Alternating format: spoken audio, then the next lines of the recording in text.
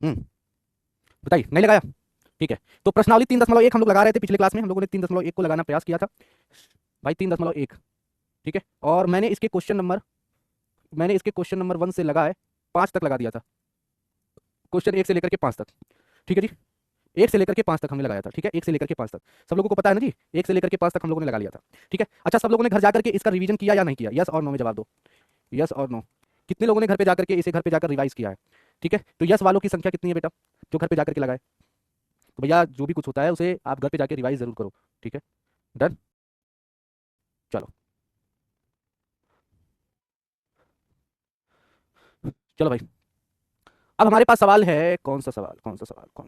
Question number 6 है ना, सही बात है, क्वेश्चन नंबर 6, प्रश्न नंबर 6 हम लोगों के पास है, जो हम लोगों को करना था।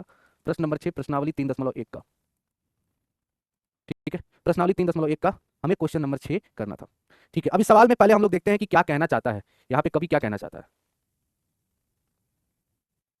ठीक है भाई, यहाँ कवि क्या कहना चाहता है, जरा ध्यान से सुनते हैं। कह रहा है कि दो वृत्तों के समान लंबाई वाले चाप अपने केंद्रों पर क्रमशः 60 डिग्री और 75 डिग्री के कोण बनाते हैं, तो उनकी त्रिज्याओं का अनुपात ज्ञात कीजिए। तो कह रहा है कि सेम अनुपात, सेम लंबाई वाले चाप का अगर कोण बना रहा है कोई, तो एक मान लो 60 डिग्री बना रहा है, एक मान लो 60 डिग्री बना रहा है, और सेम चाप पर कोई दूसरा है जो 75 डिग्री बना रहा है, जो क्या बना रहा है, 75 डिग्री बना रहा है। कोई 60 डिग्री बना रहा है, कोई 75 डिग्री बना रहा है ना? तो अब आपको ये बताना है कि एक 60 डिग्री और एक है आपका 75 डिग्री। ध्यान सुनिए, कह रहा है कि कोण बनाते हैं तो उनकी त्रिज्याओं का अनुपात क्या है, उनकी त्रिज्याओं का अनुपात क्या है, समझ में आ रहा है? उनकी त्रिज्या का अनुपात आपसे पूछ रहा है। तो आप सभी लोग जानते हैं, हम जानते हैं कि थीटा बराबर क्या होता है, एल बाई आर होता है। सभी लोग बताओ।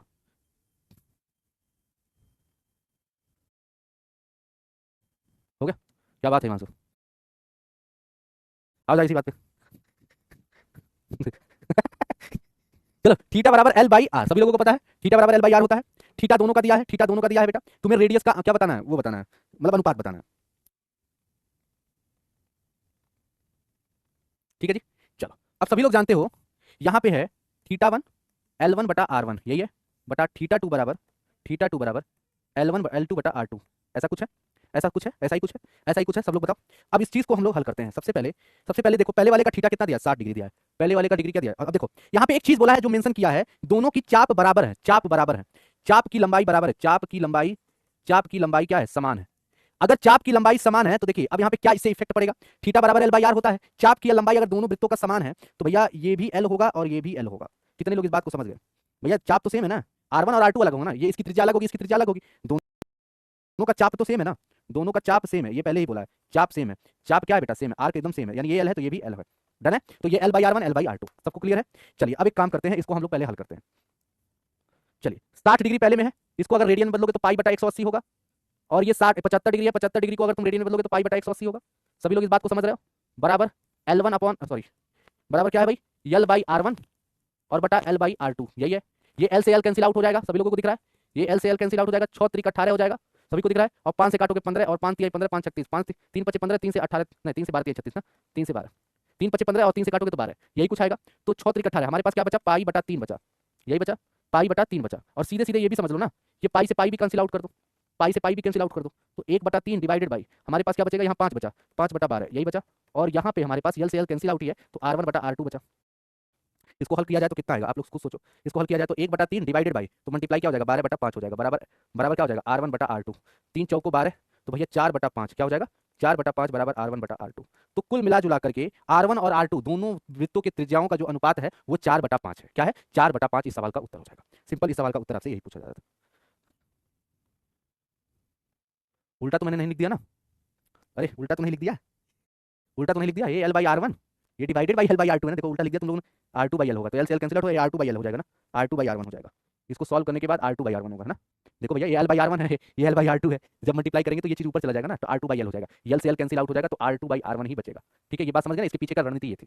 ठीक है, तो यहाँ पे इसको बदल दो भैया, ये हमारा R2/R1 हो जाएगा। तो भैया R2 दोनों त्रिज्याओं का जो अनुपात होगा वो 4/5 होगा, जो कि दूसरे वाले का त्रिज्या 4 होगी, पहले वाले की त्रिज्या 5 होगी, ये इसका सही जवाब हो जाएगा। ठीक है, क्लियर है भैया? तो ये आपका 6वां नंबर सवाल था, जो बड़ा ही आसान था, इस तरीके से हमने इसको कर लिया।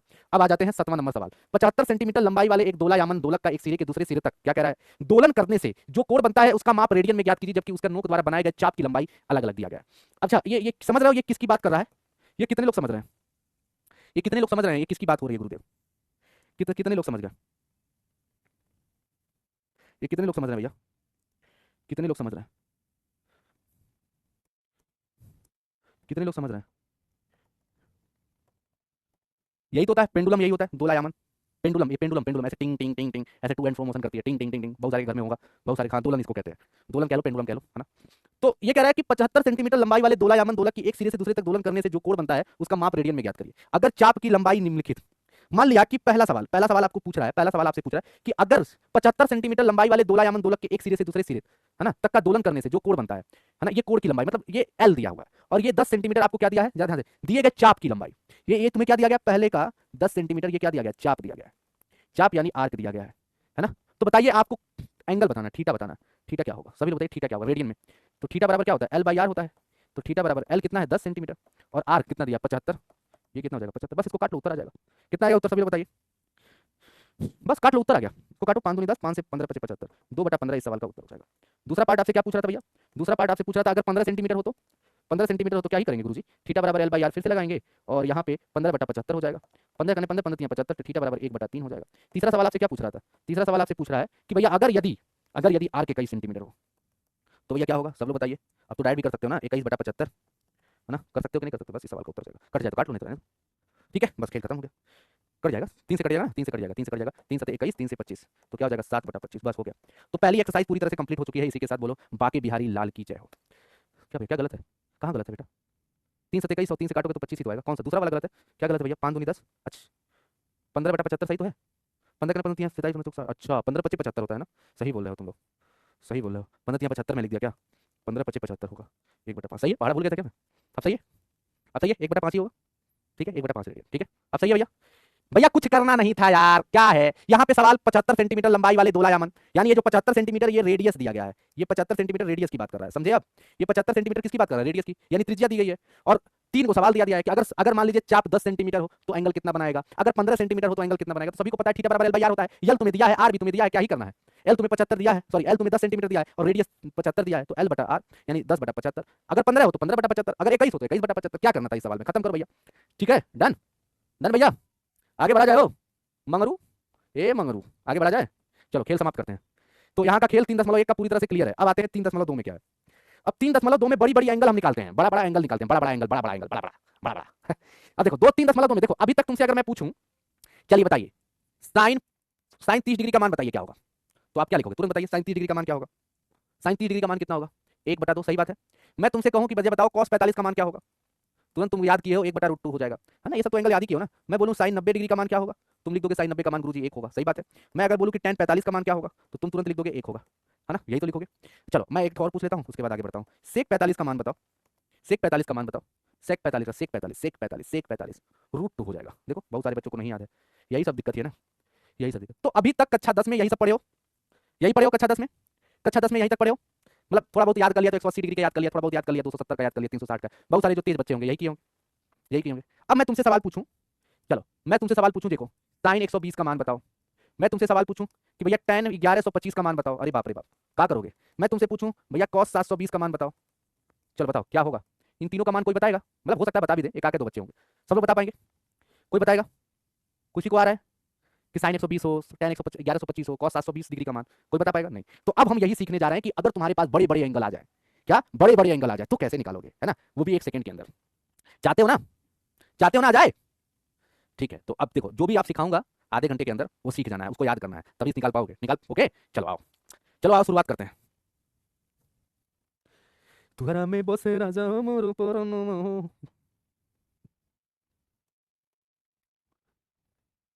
धनी हो सब धन तुहरन बाटे, धनी हो सब धन तुहरन बाटे।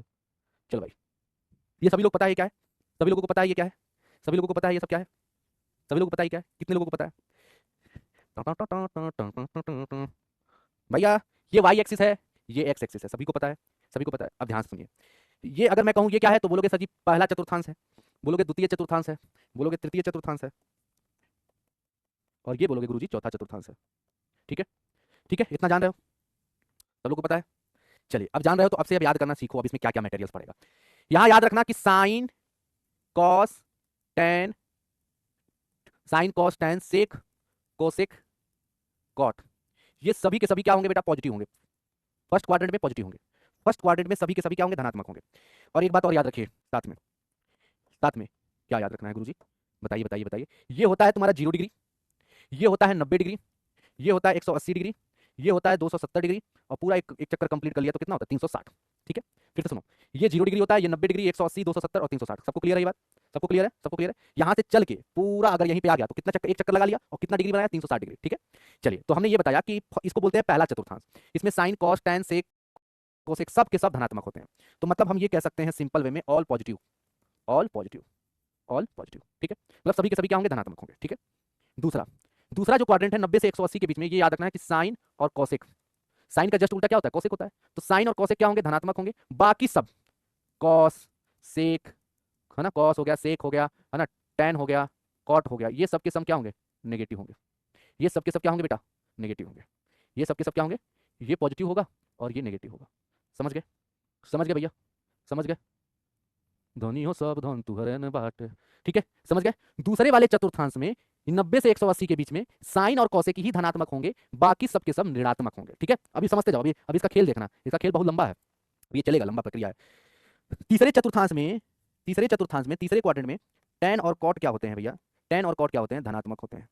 टैन और कॉट क्या होते हैं? धनात्मक होंगे। ठीक है, बाकी साइन, कॉस, सेक, कॉसेक, ये सब के सब क्या होंगे भैया? ऋणात्मक होंगे। ये क्या होंगे? ऋणात्मक होंगे। क्लियर है सभी को? क्या ये बात सभी को क्लियर है? क्या ये बात सभी को क्लियर है? क्या ये बात सभी को क्लियर है? अब ध्यान से समझते जाना।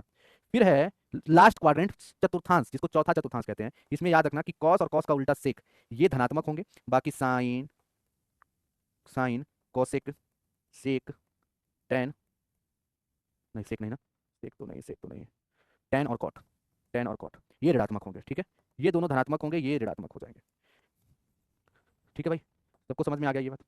फिर से अब एक बार लिखते हैं, फिर एक बार समझते हैं कि फर्स्ट क्वाड्रेंट जो होता है 0 से लेकर 90 के बीच में होता है, इसमें सभी के सभी धनात्मक होंगे, 6 की 6 रेशियो। 90 से 180 के बीच में साइन और कॉसेक धनात्मक होंगे, बाकी सब ऋणात्मक होगा। 180 से 270 यानी तीसरे चतुर्थांश में टैन और कॉट बस धनात्मक होंगे, बाकी ऋणात्मक होंगे। चौथे चतुर्थांश यानी 270 से 360 के बीच में कॉस और सेक धनात्मक होंगे, बाकी सब ऋणात्मक होगा। बोलो क्लियर है यहाँ तक?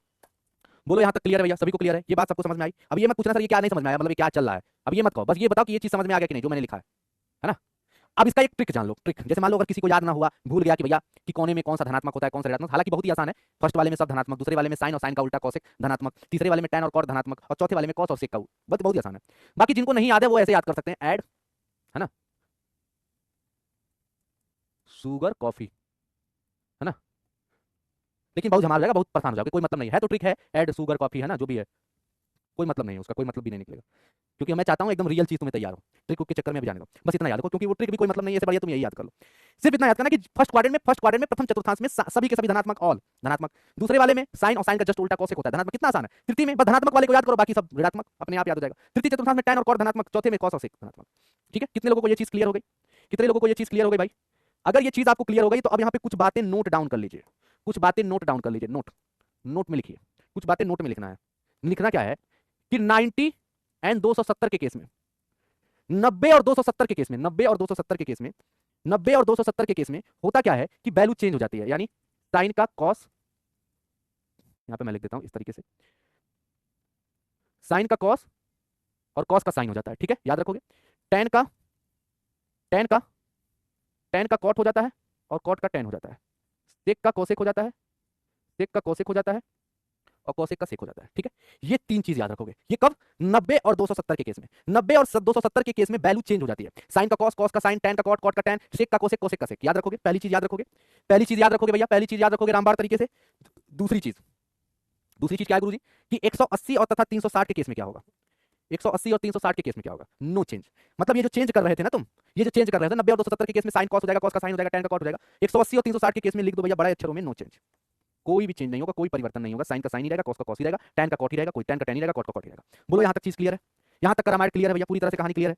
पूरी तरह से कहानी क्लियर है? पूरी तरह से कहानी क्लियर है? चलिए अब आइए, आपको अब यहाँ पे ये जो चीज मैं लिखवा रहा हूँ शायद आपने कक्षा 10 में सीखा भी होगा, लेकिन बड़ा थोड़ा सा सीखा होगा। कितने लोग जानते थे ये बात पहले से? कितने लोग जानते थे?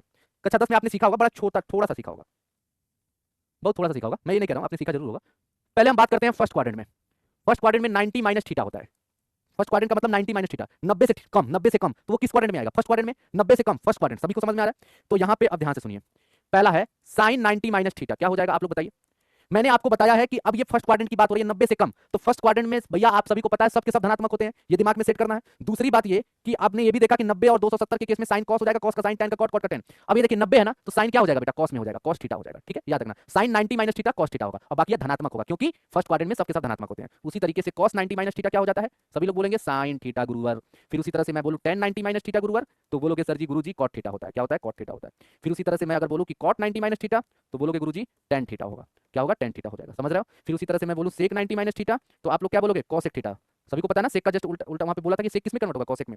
और कॉसेक किस में चेंज होगा? कॉसेक 90 माइनस थीटा किस में होगा? सेक थीटा में। क्या यहां तक सबको क्लियर है?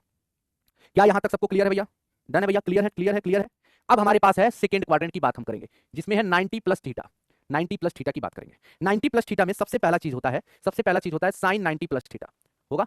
अब देखो 90 प्लस थीटा यानी 90 से ज्यादा, तो किस क्वाड्रेंट में आ रहा है? द्वितीय चतुर्थांश में। द्वितीय चतुर्थांश में याद रखना है कि साइन और कॉसेक बस धनात्मक होता है। अब यहां पे देखिए, और बाकी अभी 90 ही चल रहा है, तो साइन का कॉस होगा ही होगा। तो साइन 90 प्लस थीटा, तो साइन थीटा हो जाएगा, सिंपल सी बात है। सॉरी, क्या हो जाएगा? कॉस थीटा हो जाएगा। सबसे पहली चीज ये बात बदल देना है, साइन 90 प्लस थीटा 90 का केस होगा तो साइन कॉस में हो जाएगा, सिंपल। धनात्मक होगा कि ऋणात्मक होगा, वो चीज हम देखेंगे यहां से। साइन आप जानते हो कि द्वितीय चतुर्थांश में साइन क्या होता है? धनात्मक, तो यहां पे साइन लिखा है इसलिए यहां पे धनात्मक है। अब यहां पे देखो कॉस 90 प्लस थीटा, अब बताओ।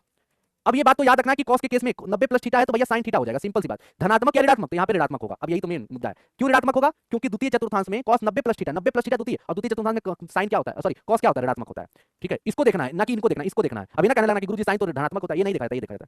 tan 90 प्लस थीटा, तो भैया tan 90 plus theta cot theta तो होगा, लेकिन ऋणात्मक या धनात्मक? तो भैया ऋणात्मक होगा क्योंकि tan ऋणात्मक होता है, ठीक है। उसी तरह से कॉट 90 प्लस थीटा क्या हो जाएगा गुरुजी? बोलोगे गुरुजी tan थीटा हो जाएगा, क्या हो जाएगा? tan थीटा ऋणात्मक में, ठीक है। पांचवा सेक 90 माइनस थीटा, ना सॉरी 90 प्लस थीटा क्या हो जाएगा? कॉसेक थीटा, क्या हो जाएगा? Cosec theta. और सेक क्या होता है? ऋणात्मक होता है। छठवां कॉसेक 90 प्लस थीटा क्या हो जाएगा? कॉसेक 90 प्लस थीटा क्या हो जाएगा? सभी लोग बताइए, cosec 90 plus theta, cosec 90 plus theta, cosec 90 plus theta, cosec 90 plus theta, sec theta, ठीक है।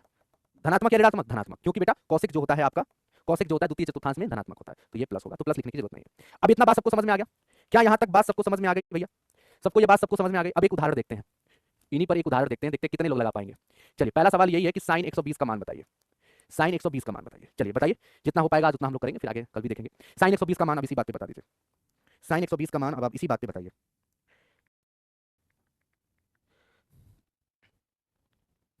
साइन 120 का मान क्या हो जाएगा?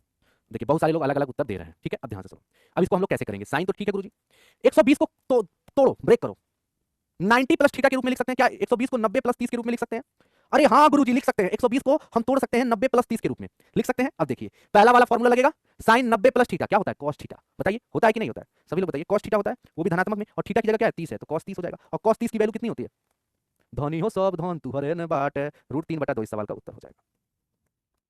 देखे, मजा आया? मजा आया कि नहीं आया? बोल बोल बोल भाई, क्लियर है? समझ में आ गया क्या करना है आखिर में, एक्चुअली में इसमें क्या हो रहा है? ठीक है, क्लियर है? तो ऐसे अब बड़े से बड़े एंगल, अभी तो तुमने सिर्फ दो सीखा, 180 minus theta, 180 plus theta, 270 plus theta, 270 minus theta, अभी और भी सीखना, 360 माइनस थीटा, 360 प्लस थीटा। तो ऐसे बड़े बड़े एंगल हम लोग निकालेंगे, उससे भी बड़े बड़े एंगल, सिर्फ 720 पे 360 पे ही कम नहीं होगा, अभी उससे भी बड़े बड़े, कि अगर ये 1125 का निकालना है, 1920 का निकालना है, कैसे सीखेंगे? तो अभी ये मामला चलेगा 1 से 2 दिन, तो अभी सिर्फ इतना तुम्हें तैयार रखना है। और मुझे लगता है कि ज्यादा अभी 90 प्लस थीटा, 90 माइनस थीटा हो गया, फिर 180 माइनस थीटा, फिर 180 प्लस थीटा, कहो तो करवा दे, पहले 180 वाला भी कर लेते हैं, 180 वाला भी कर लेते हैं। चलो चलो, अब यहाँ पे तृतीय चतुर्थांश में आ जाते हैं, ये द्वितीय चतुर्थांश में ही रहते हैं, सॉरी द्वितीय चतुर्थांश में रहते हैं। 180 माइनस थीटा, अब बोलोगे गुरुजी 90 प्लस थीटा द्वितीय चतुर्थांश, 180 माइनस थीटा भी द्वितीय, हाँ भाई देख लो, 180 माइनस थीटा, 180 में से कुछ भी कम करोगे तो वो कहाँ जाओगे? द्वितीय में जाओगे, सेकंड क्वाड्रेंट में जाओगे, ठीक भाई। चलिए अब आ जाइए द्वितीय चतुर्थांश में, सबसे पहला चीज है हमारे पास कि साइन 180 माइनस थीटा। अब देखिए आपको कुछ बताया था, शायद आपको याद होगा कि 180 और 360 के केस में नो चेंज बताया था, 180 और 360 के केस में नो चेंज, नो चेंज बताया था। तो भैया 180 माइनस थीटा, सबसे पहली चीज देखिए, साइन 180 माइनस थीटा किधर जा रहा है? द्वितीय चतुर्थांश में जा रहा है। द्वितीय चतुर्थांश में साइन क्या होता है? धनात्मक या ऋणात्मक? तो बोलोगे गुरुजी गुरुवर जी धनात्मक होता है, लेकिन धनात्मक पहले बाद में, पहले बताइए साइन 180 माइनस थीटा क्या होगा? साइन थीटा या कॉस थीटा? तो बोलोगे गुरुजी साइन थीटा ही रहेगा, नो चेंज, और ये धनात्मक होगा, ठीक है, समझ गए? उसी तरह से कॉस 180, 180 के केस में कोई चेंज नहीं, 180 के केस में भैया कोई चेंज ही नहीं होता है, तो भैया कॉस थीटा ही हो जाएगा। लेकिन कॉस क्या होता है? ऋणात्मक होता है, ठीक है, बस सिंपल सी बात है। tan 180 minus theta, tan 180 minus theta भैया tan थीटा, धनात्मक या ऋणात्मक? ऋणात्मक होगा। हाँ, फिर उसी तरह से cot 180 माइनस थीटा, बताइए क्या हो जाएगा? बोलो बोलो बोलो बोलो बोलो बोलो, cot थीटा होगा, ऋणात्मक। पांचवा जो है sec 180 माइनस थीटा, बोलोगे sec थीटा गुरुवर, लेकिन धनात्मक या ऋणात्मक? तो बोलोगे ऋणात्मक। और छठवां है आपका cosec 180 minus theta, cosec 180 minus theta भैया cosec थीटा होता है, धनात्मक या ऋणात्मक? बोलोगे धनात्मक, क्योंकि cosec जो होता है द्वितीय चतुर्थांश में धनात्मक होता है। सबको समझ में आ गया? 180 माइनस थीटा ये तो था। अब भैया 180 पढ़ रहे हैं तो 180 को दोनों निपटा देते हैं, एक माइनस वाला भी प्लस वाला भी। अब आते हैं हम लोग 180 प्लस थीटा, लेकिन गुरु ये 180 प्लस थीटा मेरी जान अब ये कहां चला जाएगा, तृतीय चतुर्थांश में। कहां चला जाएगा, तृतीय चतुर्थांश में। देखो 180 प्लस थीटा की बात हो रही है, 180 माइनस थीटा द्वितीय चतुर्थांश, 180 से ज्यादा तो तृतीय चतुर्थांश में आ गया। ठीक है, अब तृतीय चतुर्थांश में tan और cot ही धनात्मक होते हैं। ठीक है भाई, बात समझ में आ गया। बाकी 180 के केस में तो कुछ चेंज होता नहीं है ना। तो भैया देखो sin 180 प्लस थीटा, भैया क्या हो जाएगा, sin 180 plus theta, sin theta ही रहेगा भैया, ऋणात्मक होगा क्योंकि तृतीय चतुर्थांश में ऋणात्मक होता है sin। कॉस भैया कॉस क्या होगा, 180 प्लस थीटा, भैया कॉस थीटा ही होगा परंतु माइनस में। उसी तरह से tan 180 प्लस थीटा, वेरी सावधान, tan के केस है 180 प्लस थीटा है तो भैया धनात्मक tan थीटा होगा। उसी तरीके से cot 180 प्लस थीटा होगा तो क्या हो जाएगा गुरुवर, गुरुवर गुरुवर गुरुवर एक cot थीटा। पांचवा sec 180 प्लस थीटा हो तो क्या हो जाएगा, बोलोगे सर sec थीटा होगा लेकिन माइनस में। ठीक है, याद रखना cosec 180 प्लस थीटा हो तो क्या होता है, क्या होता है भैया cosec थीटा, लेकिन गुरुवर जी माइनस में। ठीक है, समझ में आ गया, चलो क्लियर है भैया। अब वही क्वेश्चन जो हम लोग लगाए थे उसी क्वेश्चन को दो तरीके से लगा सकते हो। ये सवाल अभी हम पिछले लगाए थे ना, sin 120, sin 120 लगाए थे ना। sin 120 को दो तरीके से कर सकते हो, एक तो 90 प्लस थीटा कर सकते हो, 90 प्लस 30 करोगे तो भी 120 आ सकता है, 180 माइनस 60 करोगे तो भी तो आएगा। क्यों भाई, सही बात है। sin 120 को अगर इस तरीके से लगाओ तो क्या हो जाएगा, sin 180 माइनस 60 कर सकते हो, और sin के केस में 180 माइनस 60 द्वितीय चतुर्थांश में ही है, 180 माइनस थीटा द्वितीय चतुर्थांश में ही है तो sin थीटा ही होगा, sin 60, और sin 60 की वैल्यू क्या होती है, √3/2। कितना आसान है, कितना आसान है, क्या गजब का एक तरीका है ये, है ना। अच्छा इसी बात पर एक सवाल और बताओ, चलो बताओ tan 210 डिग्री का मान क्या होगा। tan 210 को हम लिख सकते हैं tan 180 प्लस 30, लिख सकते हैं 180 प्लस 30, है ना। तो कर लोगे, तो अब इसी तरीके से बहुत सारे एंगल को हम निकालने की कोशिश करेंगे। तो आज के लिए बस इतना ही, अभी कल अभी हम लोग इस पे पूरा करेंगे, अभी इस पे कहानी भी 2-3 दिन चलने वाली है, टेंशन ना लेना। बाकी जितना पढ़ाया और रिवीजन जरूर कर लेना। तो आज हम लोगों ने थोड़ा सा सीखा क्वाड्रेंट के बारे में, क्वाड्रेंट के बारे में थोड़ा सा सीखा, और 2-4 सवाल भी लगाए हमने, कुछ एंगल भी निकालने का प्रयास किया। ठीक है, 1√3 1/√3 क्या, अच्छा उसका आंसर बता रहे हो, ठीक है कोई बात नहीं, निकाल लेना, कोई दिक्कत नहीं। नेक्स्ट क्लास में हम लोग फिर से इसी चीज को कंटिन्यू करेंगे, इसी चीज को फिर से कंटिन्यू करेंगे। अभी चलेगा, अभी ये लंबा चलेगा, पूरा डिटेल में पढ़ने वाले हैं हम लोग। ठीक है, ठीक है जी, डन। चलिए भाई इसी बात पे हम सवाल भी दे देते हैं, आप लोग सवाल भी करिएगा। चलिएगा tan 120 दिया था ना, tan 120 तो दे दिएगा, और ये cos 210 भी निकालिएगा, sin 210 भी निकालिएगा, है ना। और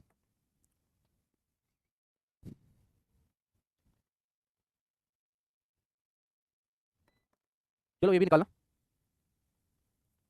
चलो बस इतना निकल के आना। 3 सवाल का उत्तर आप लोगों को कमेंट बॉक्स में देना है, मतलब घर पे करके लेकर आना है। ठीक है जी, थैंक यू वेरी मच, जय हिंद जय भारत। बाकी और भी जो है कल से हम लोग स्टार्ट करेंगे।